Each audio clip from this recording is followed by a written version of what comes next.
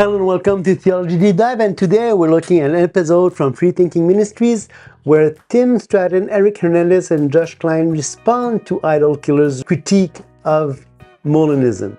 And I want to give a response to these three guys on a few questions today, and we'll be looking at this. So let's dive in.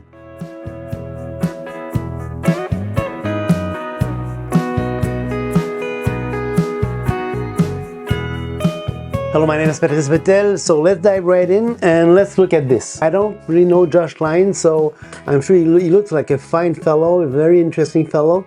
And I love these two guys, Tim and Eric. Tim is a great guy. I love his work, love his ministry. He's been helpful along the years. I've used his resources in my own PhD dissertation.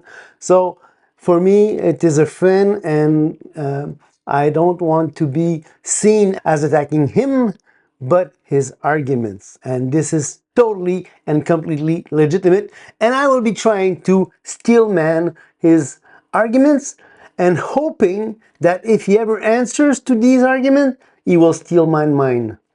As for Eric, well, Eric, I've chatted with him in the past on Messenger. He was really generous with his time. He helped me. A few years back, I was thinking through some things about, if I remember correctly, the soul and things like that.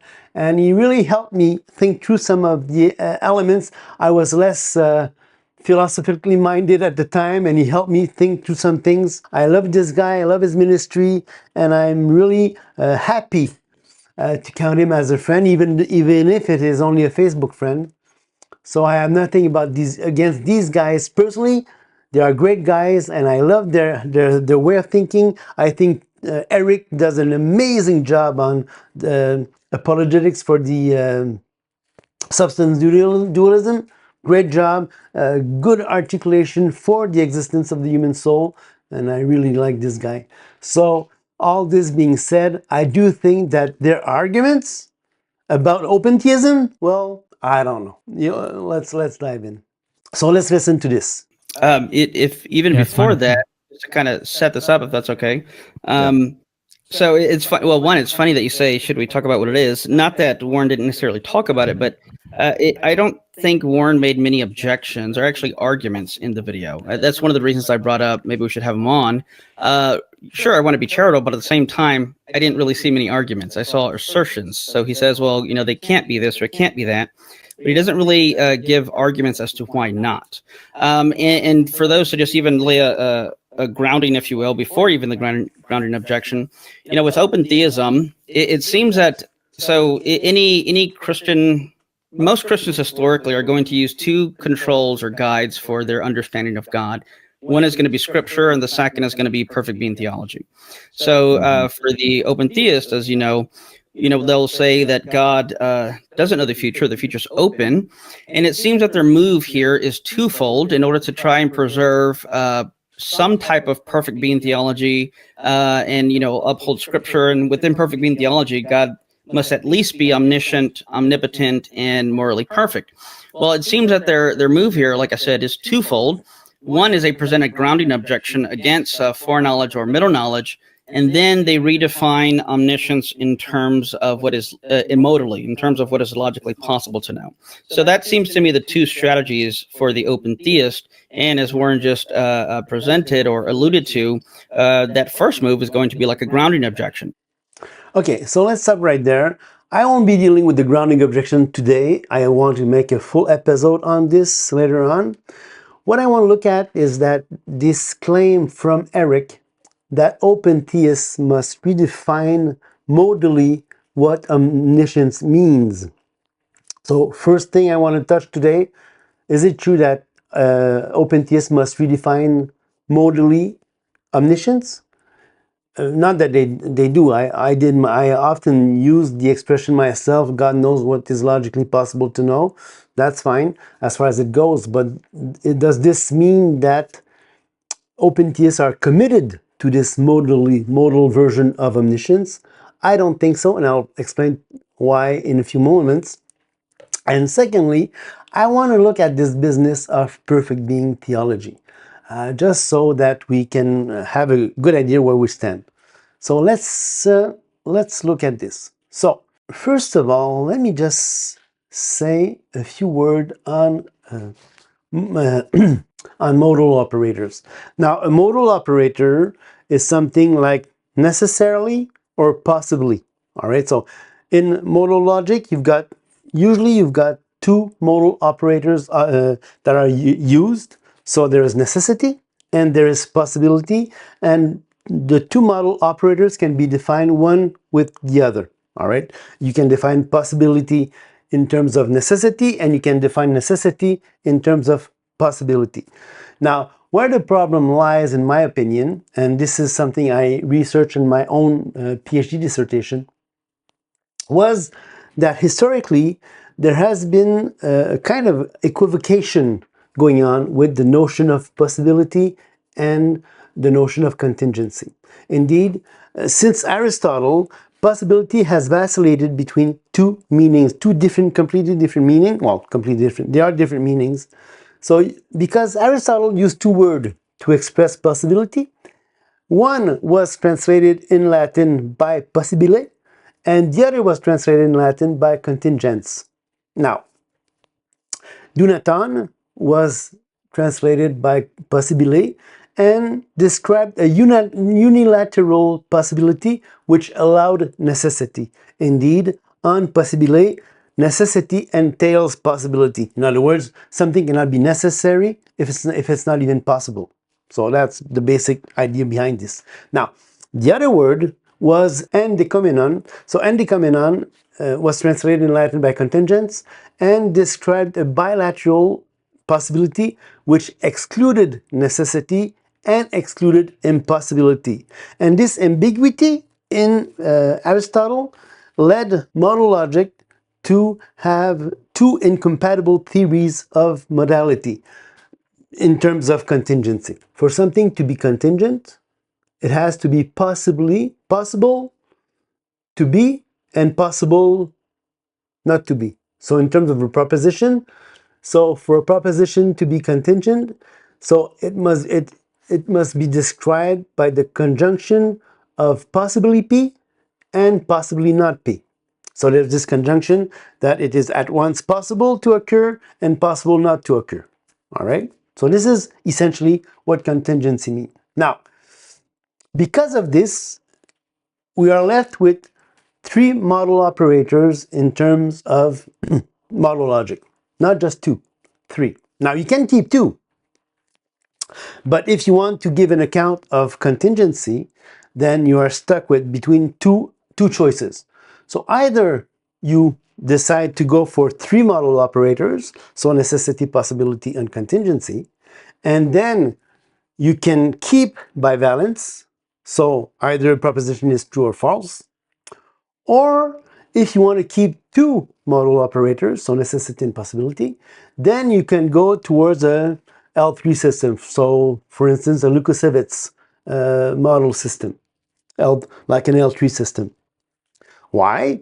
Because therefore you would have a proposition can be true, false, and unknown. So this is the L3 system, well, summarily.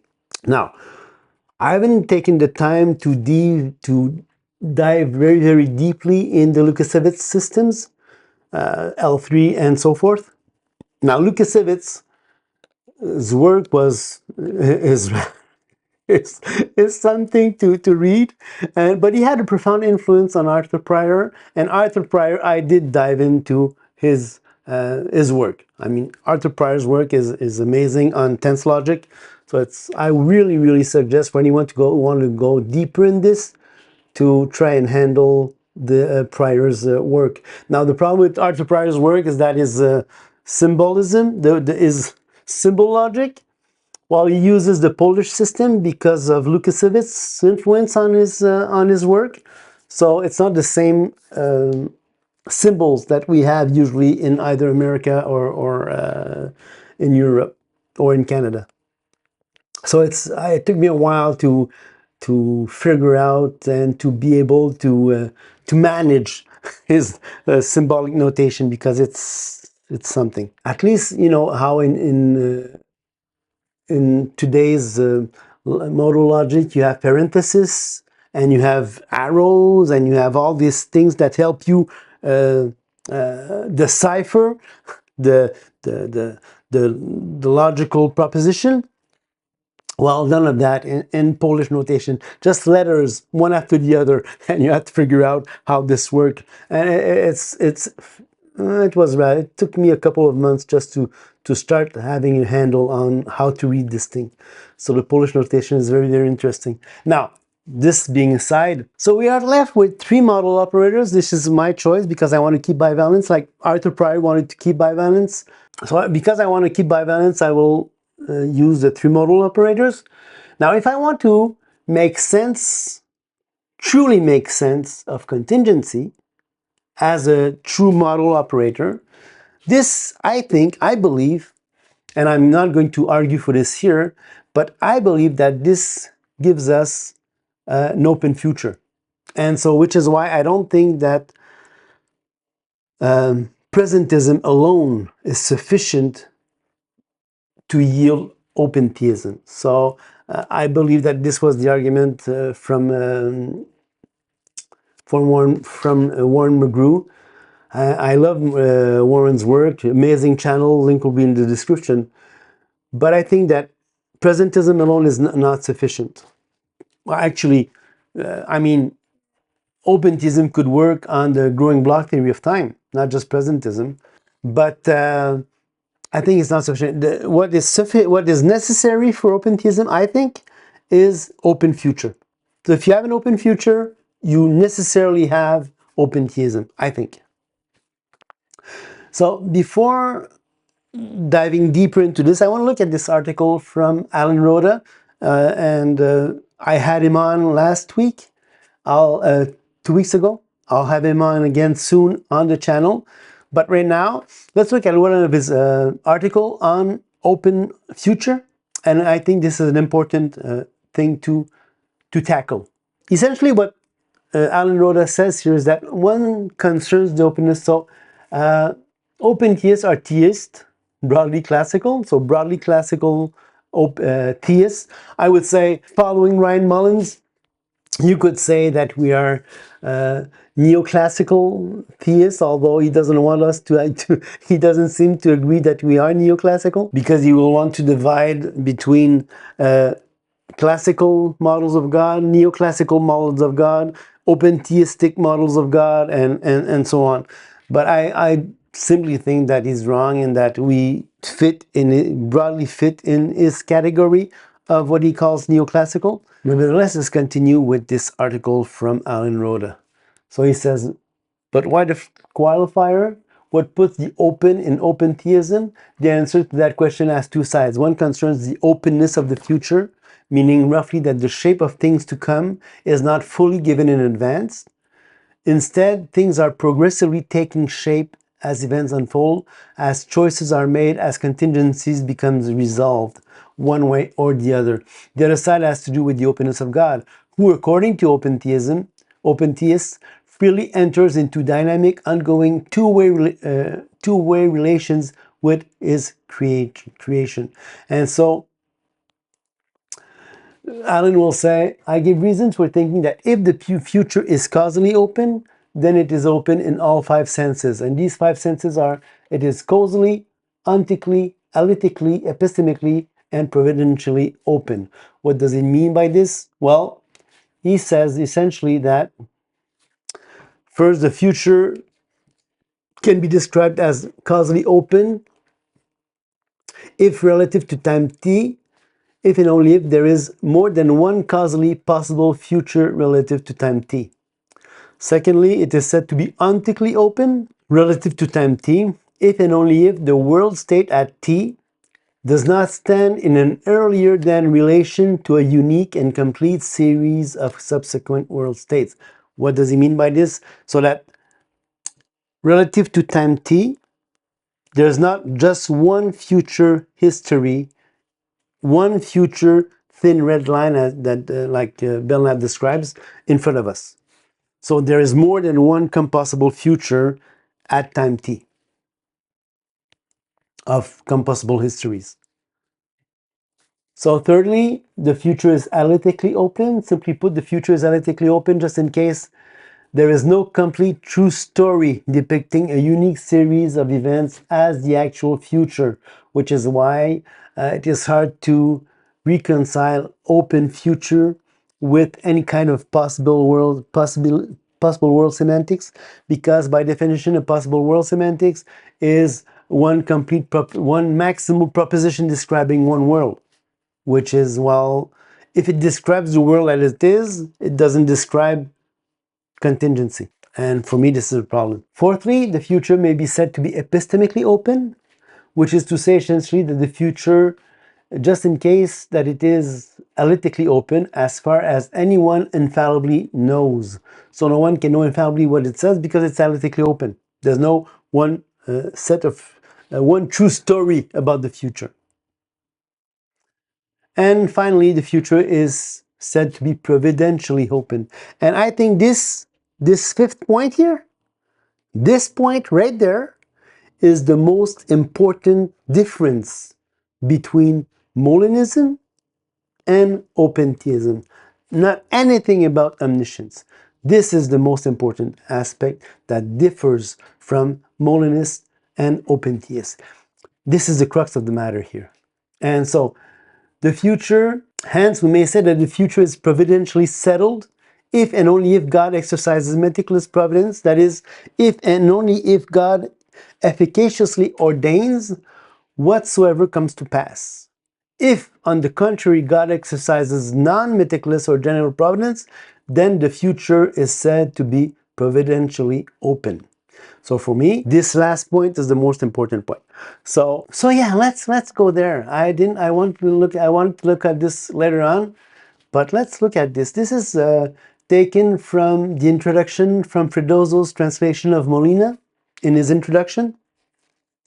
And I found this interesting in Fredozzo's writing, and because I think he is really spot on right here. Fredozzo will say, so I do not, of course, mean to deny that the reconciliation of freedom and contingency with any sort of foreknowledge is extremely problematic. I will call this problem of single precognition. So what he says here, he does not deny that it is extremely problematic, the reconciliation of freedom and foreknowledge. It is problematic. He doesn't want to deny this. And sadly, too many today just wave this away as if it was everything had been resolved before. So no, it's very, very problematic. However, I do mean to affirm that the problem of divine precognition runs far deeper than the problem of simple precognition. To understand exactly why, we must begin by recognizing that the belief, and listen to this, I think Fredozzo is spot on right here. Oh, you're not seeing this, right? Are you? Let me just put this right here.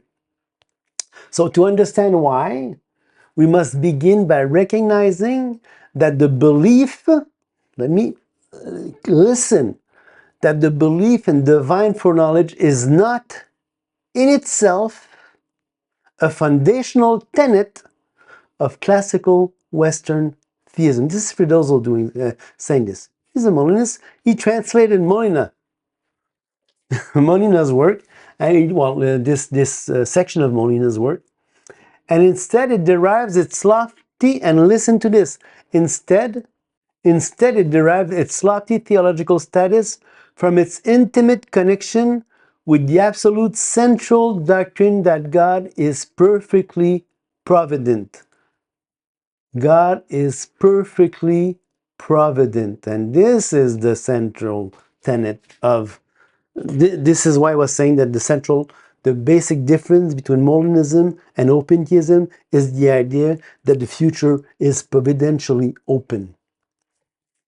Instead, it derives that central doctrine that God is perfectly provident. But the doctrine of providence carries with it a causal dimension that virtually guarantees that no solution to the problem of simple precognition, even comprehensive and infallible precognition, will constitute a full and adequate solution to the problem of divine precognition. And so this is really, really important. Why am I saying this? Well, I'm just modifying the order I wanted to tackle this, but let's go here and listen to what Tim says right here at timestamp 54 something. You will say. And I don't really see what that word is doing, because if you're just saying, well, that's what predestination is, I'm like, yeah, that's what we're trying to preserve. Predestination without determinism. So what is Tim saying here? He's trying to preserve what he calls predestination without determinism. Why does he say this? Why does he use the term predestination? Well, first of all, it's a very it's an idiosyncratic way of using predestination, but this is the idea of God's being perfectly provident. God ensures and God fixes one single future history, starting from the decree, all right? Starting with the decree and starting from creation, there's only one single history that is possible. After the decree, it is conditional necessity, so there's no longer any other future history possible because of the conditional necessity caused by the decree. So this is very clear to my mind. Now, so this is a definition from Divine Omniscience, from the book Divine Omniscience and Human Free Will, a logical and metaphysical analysis by De Florio and Frigerio. I'm really not sure how to pronounce these guys' names, but on their definition, an entity is necessarily omniscient, and the definition is what? Well, B, which is the belief operator, all right? So A necessarily believes only and all the true proposition. Only and all the true proposition. This is their definition, their formal definition of omniscience. All right? Now let's go to the Stanford Encyclopedia, online encyclopedia. S is omniscient, the definition. So this is the third in the Stanford Encyclopedia. I think it summarizes everything, although the one we just saw is perfect also. For every proposition P, if P is true, then S knows P. And there is no proposition Q such that Q is false and S believes Q. Now, this is interesting because what does this mean? It means that if one has three model operators and bivalence, so two truth values, then every future proposition about what will occur are false, simply speaking, because they do not describe contingency. Don't forget, a future contingent means what? It means that it is possibly true and it is a conjunction. So both aspects must be set. So it is possibly true and possibly false. It cannot. And if you say will, if there is only one thin red line, one future history, then it is not true. Then there are no true future contingencies. All right. So what does this mean? Well, it means that given that every proposition about a future event, such that something is said that will happen, all right, if all these propositions are false about what will occur, then what does the definition says here?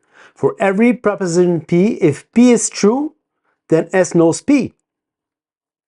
And there is no proposition Q such that Q is false and S believes Q. Which means what? So on open theism, you have two options. If you want to, so you can be either believe that all proposition about future events, future contingencies that will or will not occur are false, or you want to say that they're unknown. So remember what I said earlier about two model operators and three truth values, or three model operators and two truth values. So you see this reflected in models of open theism. So some models of open theism say, no, they're unknown. So indeterminate, this is essentially what Aristotle was saying, that proposition about the future, like there will be a sea battle tomorrow. Well, it was unknown, undetermined. So this is a 3 truth value and 2 model operators. Now, given the same definition here, S is omniscient for every proposition P. If P is true, then S knows P. And there is no proposition Q such that Q is false, then S believes Q. Now, on models of open theism that says that all proposition about the future contingency are false if you say that they will occur, then that definition fits perfectly well. God does not know these false propositions. Now, what about the other models of open theism? You know, those that says undetermined? Where is anything mentioned about undetermined truth values in this definition? Nowhere. Nowhere. So, 2 truth values. If P is true, S knows P. If it is false, then S does not believe. There's no proposition Q such that Q is false and S believes Q. But nothing is said about undetermined values.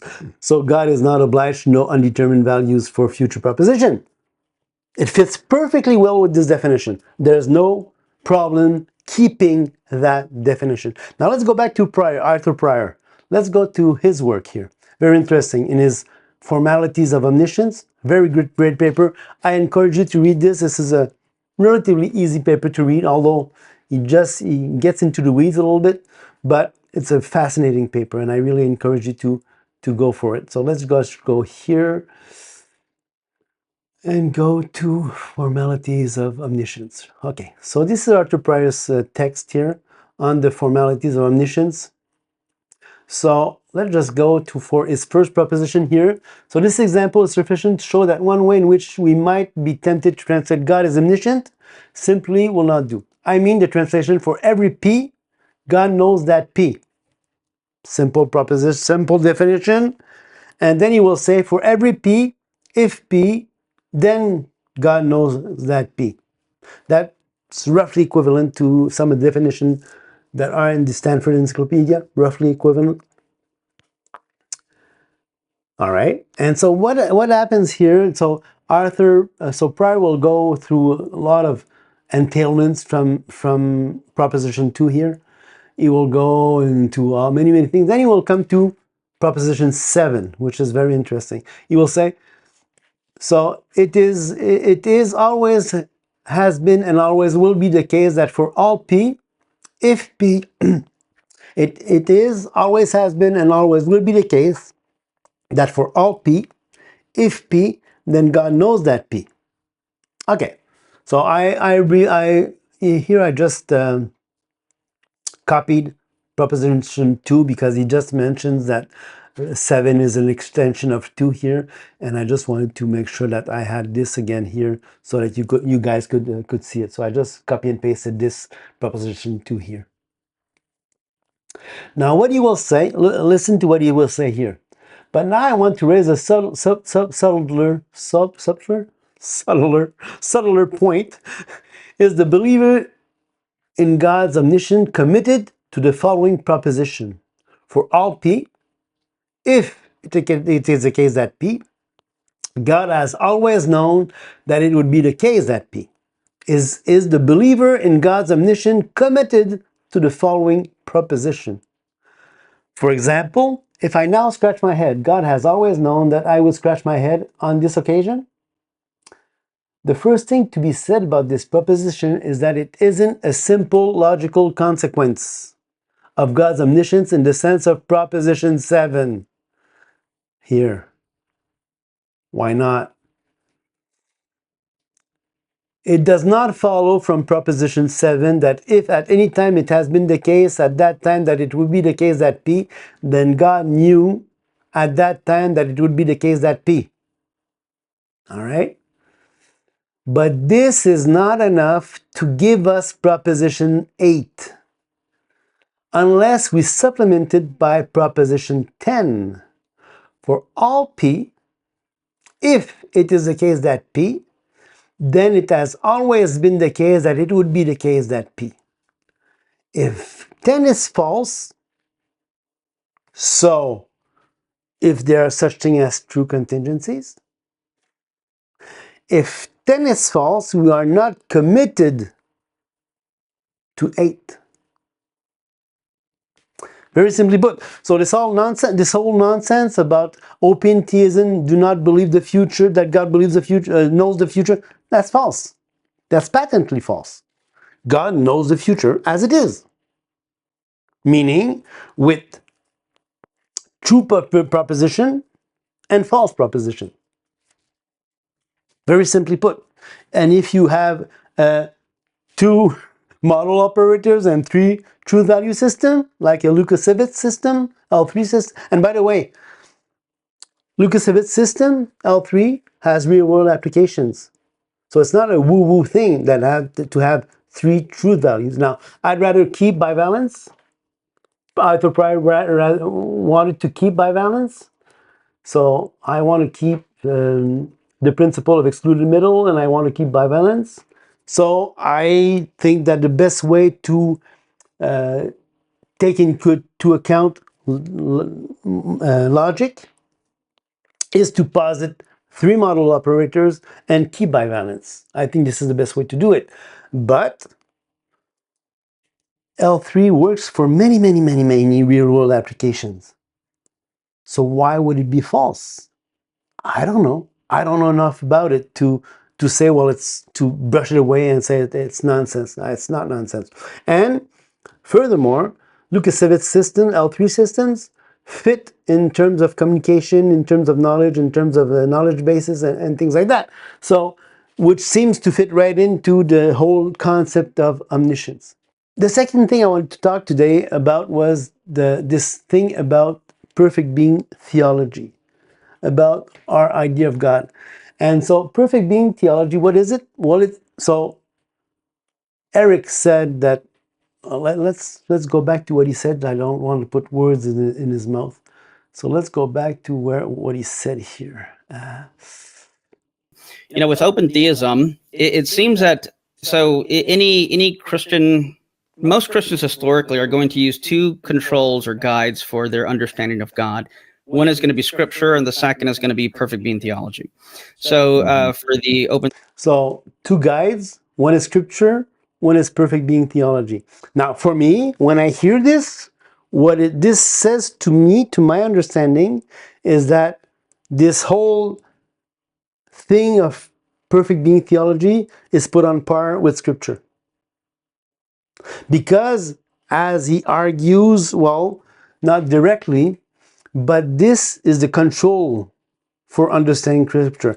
If whatever we read in scripture, if it doesn't fit with this construct of perfect being theology, then we must disregard what scripture says and reinterpret it to fit this construct of perfect being theology. Now, this being said, I want to make clear something though. I want to make clear that I believe in perfect being theology in a sense. What do I mean by this? Well, I believe that God is the perfect being theology. The thing is that he is the greatest possible being. Well, I have no problem with that in particular because I believe that God is the greatest actual being. So because he is the greatest actual being, necessarily he is the greatest possible being, because if he was not possible, he couldn't be the greatest actual being. So whatever that means, that he is the greatest actual being, whatever that means in itself, about who he is and about what he is, let's put that aside for a second. But just remember, God is the greatest actual being, whatever it means. So I certainly agree with the idea of the greatest possible being. An individual, so most contemporary philosophers have taken Ansell's base. This is the book, Our Idea of God, from Thomas Morris, 1991. So where he goes into this whole thing of our ideas of God. It's a good book. I encourage you reading it. It's a bit steep sometimes, but it's interesting. So, according to Anselm, so throughout history, well, it is a particular branch of Western theology, starting with Anselm. Not everyone in history has had this control of perfect being theology controlling our interpretation of Scripture. That's not true. Although some aspect of perfect being theology is true, that it can be seen in history prior to Anselm. Anselm formally set it down in a sense, but I think it's an overreach in terms of a statement, what Eric just said here. So most contemporary philosophers have taken Anselm's basic idea here to be best interpreted to mean that God is to be thought as the greatest possible being. What I find funny, why I'm smirking, because remember how Eric said that open theists redefine omniscience in terms of modality? Well, I guess contemporary philosophers redefine the definition of God in terms of modality. So it's just funny, just an interesting. It's ironic that he would say this, given that he's such a fan of perfect being theology. So it will say, if it is to be thought of as the greatest possible being, and an individual exhibiting maximal perfection. So in this perfect being theology thing, so it is an individual exhibiting maximal perfection. So the idea that of God as the greatest possible being is not in itself a full-blown conception of deity. Rather, it is more like the main element in a recipe for cooking up the idea of God. Now, this is at the crux of the matter. It's not a theology, it's a recipe for cooking up an idea of God. It is philosophical theology, it is speculative theology, unless you have revelation. So the core idea, along with an accompanying method for its development, will be that what constitutes Anselm's most distinctive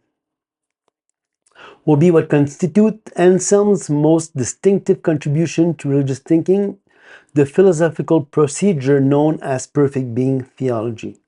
The idea to be found in perfect being theology are not altogether original with Anselm, which is what I was saying. The conception of God as unsurpassably great is clearly itself a central biblical idea, and I agree with that. He is indeed unsurpassably great, but I think it's different. This is not the same claim. So the fact that he's maximal in perfection and the fact that he's unsurpassably great, these are two different claims.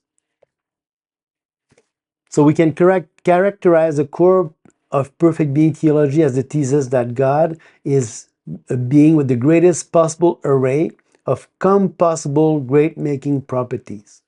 So a great-making property is any property or attribute or characteristic or quality which it is intrinsically good to have. Now, and here Morris will go into all this idea of intrinsic goodness, saying that some philosophers today do not think that goodness is an intrinsic property, just an extrinsic property. And he will say something interesting. He will say that if all goodness is extrinsic and thus that there is nothing which is intrinsically good, if this were true, then perfect being theology could not even get off the ground. All right. But one aspect of perfect being theology, which is, in my mind, somewhat problematic, is that is in the method of perfect being theology. And Jeff Speaks wrote an article on this, which is very interesting. So perfect being theology is the attempt to decide questions about the nature of God by employing the Anselmian formula that God is the greatest possible being, which we can state as follows. So GPB, necessarily for all x, x is God if and only if x is the greatest possible being. Essentially what Morris was saying. And so how might this formula help us to decide questions about the divine attributes? A plausible answer to this question, which is employed in many discussions of the divine attributes, is that we can decide between rival and incompatible hypotheses about God by asking which hypothesis would make God greater. So it's really an exercise in speculation. You make up these hypotheses about God and say, well, this one is better, this will make God better than this one, so, well, this one must be true. That doesn't make sense. I mean, that's a weird kind of way to decide what God is and who God is. And so Speaks will say, Murray and Ray state the orthodox view when they say that the Anselmian formula provides us with a rule or a recipe for developing a more specific conception of God. So you put all these great-making properties in a pot, you mix well, and then you've got God appearing out of the pot. You rub the pot so the genie comes out.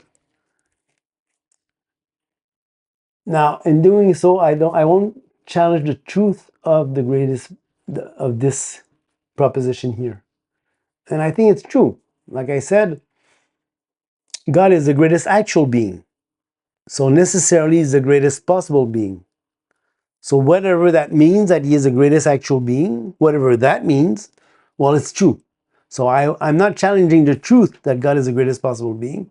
I'm only challenging the idea that this perfect being theology business is helpful at all. I don't think it is. Why? Because human speculation is fine and all, but God revealed himself. So I won't be putting perfect being theology on par with revelation. I'll say that revelation is the norm that norms any other norm. So tradition, with all this business of perfect being theology, I don't mind putting this in the trash bin. Why? Because of revelation. So biblical theology, exegetical theology, biblical theology, understanding the context of what it meant and the scripture, this has precedence on human speculation. Definitely. I don't see why we should even bother with that, but that's just me. And I studied this thing, so I evidently bothered with it, but I studied a lot throughout the years, and I held to perfect being theology for a while and almost came close to accepting the ontological argument, which I think now is ridiculous, but that's just me. So, because you cannot arrive at truth just because you are speculating of what it means for being to be perfect. I mean, what does it mean for music to be perfect? What, you just put all the levels at maximum? Will that mean that the music is nice? Or do you put the frequencies of the sounds at maximum? Will the melody be nice because of this? Of course not. I mean, for me, this is just nonsensical. It presupposes categories of Platonic philosophy that are incompatible with Scripture in my mind. So Speaks will say that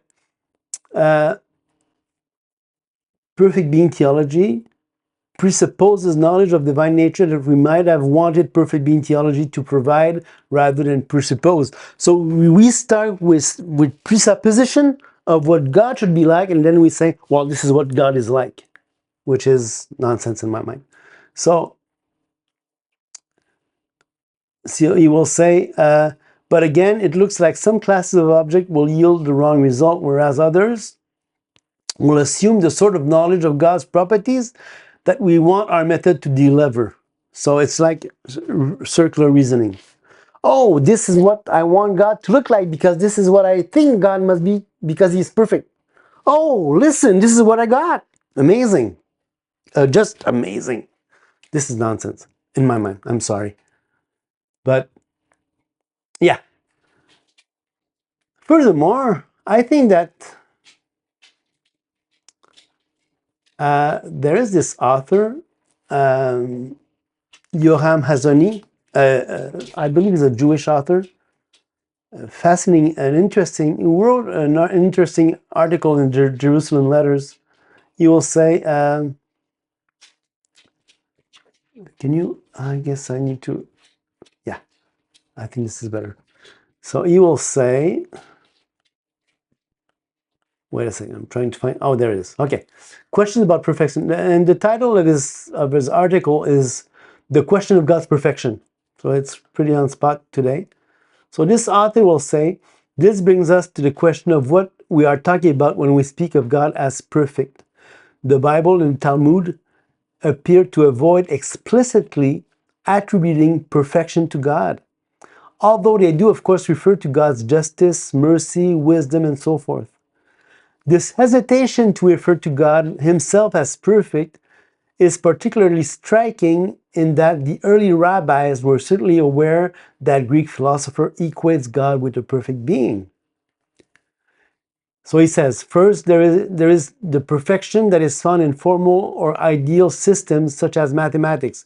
So it's an easy thing to think of an ideal circle and say that this circle is a perfect circle in such that each of its points is equidistant from the center. But this kind of perfection exists by definition.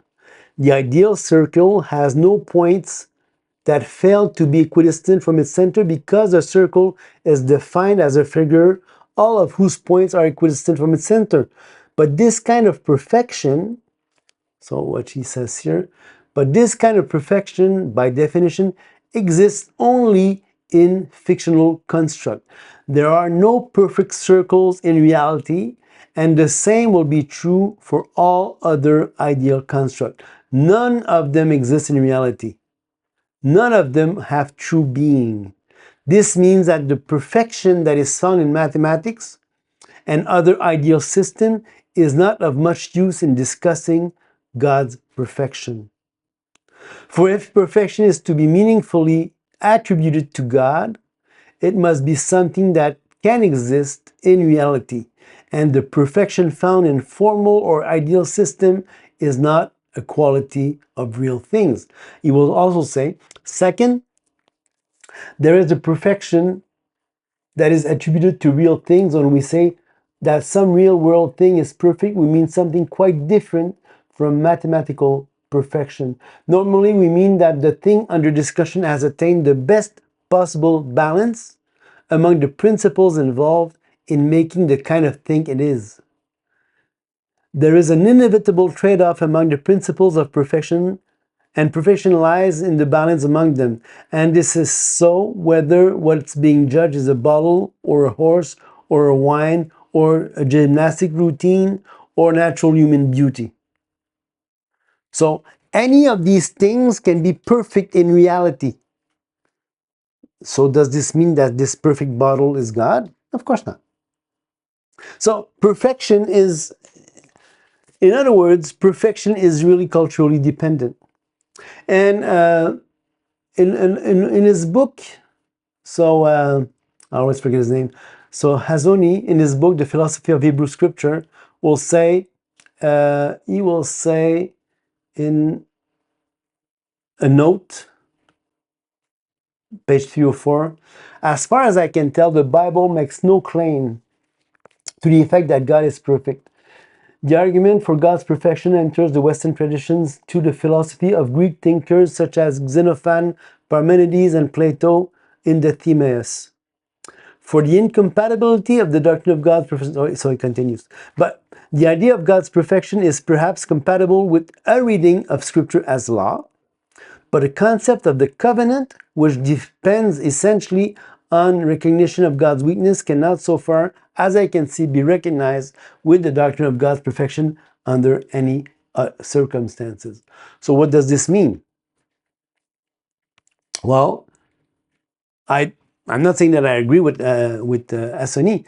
What I'm saying is that it is far from obvious, this whole perfect being theology business. It is far from obvious, and certainly in biblical traditions, such as Hebrew tradition, this is not true. This whole perfect being theology business has no bearing in their theology, as we can see here. So, and especially if you take the time to read any book, any Jewish book or Jewish cultural production about, the Old Testament, nowhere in the Old Testament you can find any description of God as a description that perfect being theology wants to give. Nowhere. It has no bearing. And the thing is, the problem is, in my mind, is that when you put perfect being theology on par with Scripture, guess what? There is such a disjunct between the picture that the Bible offers and the picture that perfect being theology offers.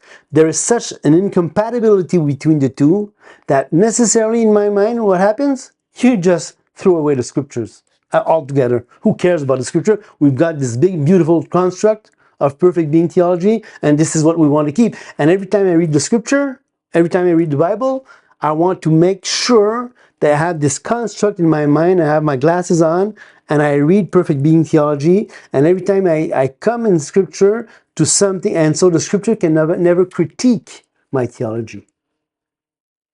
Why?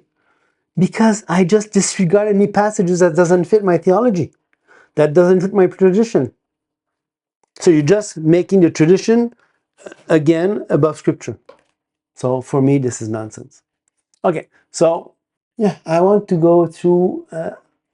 Ryan Mullins had some interesting things to say in his little book about a big God. Let's just see.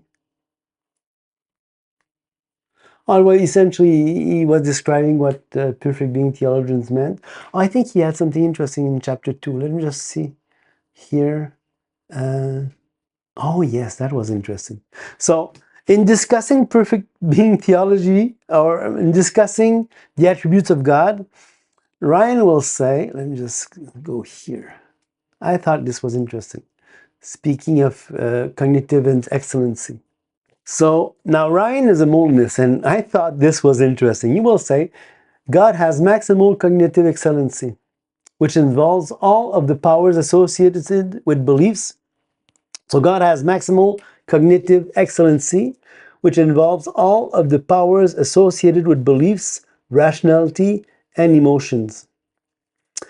I'll start with beliefs and knowledge. In part, this power is the ability to know all that is possible to know. Well, I guess Ryan was just giving a modal definition of omniscience. What can I say? Just to, and he's not an open theist. I take this power to be more fundamental than God's possession of omniscience. This is because knowing something presupposes the power or ability to know something. Further, merely knowing something is not a perfection, since it also matters how one knows things. As maximally excellent in his cognitive abilities, God will acquire beliefs in the best possible way, and his beliefs will accurately track reality. So when I read this, can you see this? Oh, wait a second, you can't see it. Oh, too bad. Let me just arrange this so you can see it. And his belief will accurately track reality. Now, when I saw this, when I read this from Ryan, I said, wow. Why? What is Ryan describing here? What is he describing here? This is great. I love Ryan. I love his podcast, man. Do I love him? Well, he's saying that the truth God believes track reality, which means that truth. So when you, and by definition, this. So if you give the definition of a word, you can, or of a concept, you can substitute that definition for the concept it defines, right? So what does this define? It accurately tracked reality. What does it define that you say that truth accurately tracks reality? It defines TSB, truth supervene on being. And if truth supervene on beings, which is the minimal claim that open theists make in the grounding objection, I agree totally with Ryan. I'm not saying he agrees with the Ryan objection, the grounding objection, but this here is giving at least lip service to truth supervening on being, in my mind. So anyways, I thought that this was interesting. So listen, give me your comments in the comment section. If you have any question, leave it in the comments, and I'll see you next time. God bless you. And give a like.